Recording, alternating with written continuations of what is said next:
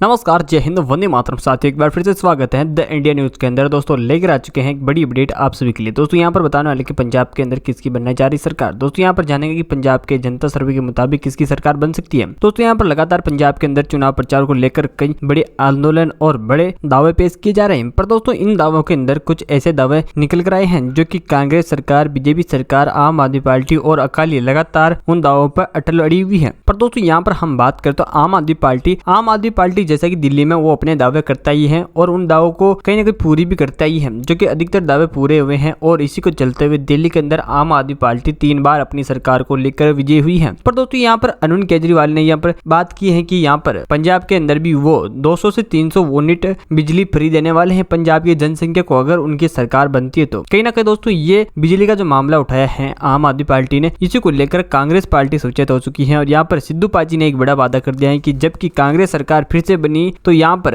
कांग्रेस सरकार की तरफ से 300 से 400 यूनिट हर एक व्यक्ति के मीटर पर फ्री मिलने वाले हैं। तो दोस्तों यहाँ पर आम आदमी और कांग्रेस के बीच में एक जंग छिड़ चुकी है जिसका नाम है बिजली बिल। दोस्तों यहाँ पर बिजली को लेकर दोनों पार्टियों ने बड़ा मुद्दा खड़ा कर दिया है और सोशल मीडिया पे और न्यूज चैनलों पे एकदम छाई हुई है। दोस्तों यहाँ पर आम आदमी पार्टी ने तो दिल्ली का वो तरीका आजमाया जो कि 3 साल से लगातार दिल्ली के अंदर सरकार बनाने के लिए वो आजमाती ही है। पर दोस्तों यहाँ पर पंजाब के अंदर आकर भी उन्होंने एक वादा कर दिया कि पंजाब को भी फ्री बिजली देने का वादा कर दिया, यानी कि 200 से 300 यूनिट फ्री देने की बात कह दी है। पर दोस्तों क्या है कि पंजाब की जनता कांग्रेस के साथ काफी समय से जुड़ी हुई है और इस समस्या से आम आदमी पार्टी को दिक्कत हो सकती है। कहीं ना कहीं दोस्तों यहाँ पर कांग्रेस पार्टी ने सेम टू सेम वादा कर दिया है, कह दिया है कि हम भी 300 से 400 यूनिट फ्री देने वाले हैं। पर दोस्तों यहाँ पर अकाली और बीजेपी जैसी पार्टियों, तो जबकि बीजेपी वो पार्टी है जिसे 10 साल से अभी तक कोई केंद्र में हरा नहीं पाया, वो उस पार्टी ने सिर्फ 100 से 150 यूनिट देने को ही कहा है। पर दोस्तों यहाँ पर अकाली ने अभी तक ऐसा कोई जवाब नहीं दिया है, बिजली को लेकर ऐसी कोई साफ सफाई नहीं दी है। पर दोस्तों यहाँ पर कांग्रेस और जो कि आम आदमी के बीच टक्कर है, उनको लेकर कहीं ना कहीं बड़ी टक्कर हो सकती है और इस मुद्दे को लेकर अब कांग्रेस के अंदर हाहाकार मच चुका है और इसके ऊपर अब बड़ी चर्चाएं चल रही है। तो दोस्तों इसी के बारे में जानेंगे, उससे पहले आप सभी से एक छोटी सी रिक्वेस्ट है कि अभी तक आपने हमारे इस चैनल को नीचे लाल बटन दबा के सब्सक्राइब नहीं किया तो अभी कभी नीचे लाल बटन दबा के द इंडिया न्यूज को सब्सक्राइब कर लें और बेल आइकन को ऑल पे प्रेस कर लें। दोस्तों ऐसे में क्या है कि आपको ओपिनियन पोल या जनता सर्वे संबंधित तमाम जानकारी सिर्फ और सिर्फ हमारे इसी चैनल के माध्यम से मिलती रहेगी। और दोस्तों आप पंजाब के अंदर कौन सी पार्टी को सपोर्ट करते हैं, बीजेपी, कांग्रेस, आम आदमी पार्टी, अकाली, अदर पार्टी, उस पार्टी का नाम हमारे कमेंट बॉक्स में अवश्य लिखिएगा। और आप कौन से राज्य, शहर, जिले से रहने वाले ये भी लिख के बता दीजिए कि हमें पता चले कहाँ से कौन सी पार्टी को सबसे ज्यादा सपोर्ट मिल रहा है। वो दोस्तों यहाँ पर जानेंगे, उससे पहले अभी तक आपने वीडियो को लाइक नहीं किया तो अभी कभी वीडियो को छोटा सा लाइक भी कर दीजिए। वही जान लेते हैं यहाँ पर पहले जिले के बारे में। तो अमृतसर की हम 11 विधानसभा सीटों के बारे में बात करें तो 11 में से यहाँ पर कांग्रेस के खाते में 5 सीटों की अच्छी खासी शुरुआती लीड जाती हुई दिखाई दे रही है, जबकि दोस्तों यहाँ पर बीजेपी खाते में अभी तक 0 सीट है। पर दोस्तों यहाँ पर आम आदमी पार्टी 5 सीटों का पूर्ण बहुमत अपने नाम करता हुआ दिखाई दे रहा है। तो यहाँ पर अकाली को 1 ही सीट मिल रही है। पर दोस्तों यहाँ पर अदर खाते में 0। तो यहाँ पर हम बठिंडा की 6 विधानसभा सीटों के बारे में बात करें, 6 में से यहाँ पर कांग्रेस पार्टी को 1 सीट मिलती हुई दिखाई दे रही है, जो कि अच्छा बहुमत। यहाँ पर बीजेपी को फिर से 0 सीट मिलेगी। यहाँ पर आम आदमी पार्टी 4 सीटों का अच्छा खासा बहुमत अपने नाम करता हुआ दिखाई दे रहा है। पर दोस्तों यहाँ पर अकाली को फिर से 1 ही सीट मिलती हुई दिखाई दे रही है। यहाँ पर अदर खाते में 0 सीट जाती हुई दिखाई दे रही है। पर दोस्तों यहाँ पर हम फिरोजपुर की 4 विधानसभा सीटों के बारे में बात करें, 4 में दोस्तों कांग्रेस को यहाँ पर 3 सीटों का अच्छा खासा बहुमत मिलता हुआ दिखाई दे रहा है, जबकि दोस्तों यहाँ पर बीजेपी खाते में 0 सीट है। पर दोस्तों यहाँ पर आम आदमी पार्टी को सिर्फ यहाँ पर 1 ही सीट मिलेगी। यहाँ पर अकाली खाते में 0 सीट है और अदर खाते में भी यहाँ पर 0 सीट आती हुई दिखाई दे रही है। इसके साथ दोस्तों हम पंजाब की अब तक की सीटों में से यहाँ पर कांग्रेस को 9 सीटों का अच्छा खासा बहुमत शुरुआती मिलता हुआ दिखाई दे रहा है, जबकि दोस्तों यहाँ पर बीजेपी खाते में शुरुआत में 0 सीट है। यहाँ पर अकाली खाते में 10 शुरुआती अच्छी खासी लीड जाती हुई दिखाई दे रही है, जबकि दोस्तों यहाँ पर अकाली खाते में सिर्फ शुरुआत की 2 सीटें हैं, तो अदर खाते में यहाँ पर 0 सीट है। इसी के साथ दोस्तों हम अगले जिले के बारे में बात करें तो फिरोजकोट की हम 3 जगह के बारे में बात करें, 3 में से दोस्तों यहाँ पर कांग्रेस खाते में 1 सीट की अच्छी खासी लीड है, जबकि दोस्तों यहाँ पर बीजेपी खाते में यहाँ पर भी 0 सीट जा रही है। तो यहाँ पर आम आदमी पार्टी को 2 सीटों का अच्छा खासा बहुमत मिलता हुआ दिखाई देता है। यहाँ पर अकाली खाते में 0 सीट है, तो अदर खाते में भी यहाँ पर 0 सीट है। पर दोस्तों यहाँ पर हम फतेहगढ़ साहिब की 3 विधानसभा सीटों के बारे में बात कर लेते हैं। यहाँ पर 3 सीटें हैं और 3 में से यहाँ पर कांग्रेस खाते में 1 सीट की अच्छी खासी लीड है, जबकि दोस्तों यहाँ पर बीजेपी खाते में बिल्कुल 0 सीट जाएगी, जबकि दोस्तों यहाँ पर आम आदमी पार्टी 1 सीट अपने नाम करता हुआ दिखाई दे रही है। यहाँ पर अकाली को भी 1 सीट पूर्ण रूप से मिलती हुई दिखाई देती है। यहाँ पर अदर खाते में 0 सीट है। इसी के साथ दोस्तों हम गुरदासपुर की हम 7 विधानसभा सीटों के बारे में बात कर लेते हैं। 7 में से यहाँ पर कांग्रेस खाते में 2 सीटों की अच्छी खासी लीड जाती हुई दिखाई दे रही है, जबकि दोस्तों यहाँ पर बीजेपी खाते में सिर्फ 0 सीट है। पर दोस्तों यहाँ पर आम आदमी पार्टी 3 सीटों की अच्छी खासी लीड अपने नाम कर सकता है। यहाँ पर अकाली को यहाँ पर सिर्फ 2 सीटें मिलती हुई दिखाई दे रही है। यहाँ पर अदर खाते में 0 सीट है। इसी के साथ दोस्तों पंजाब की अब तक की टोटल सीटों में से यहाँ पर कांग्रेस को 13 सीटों की शुरुआती अच्छी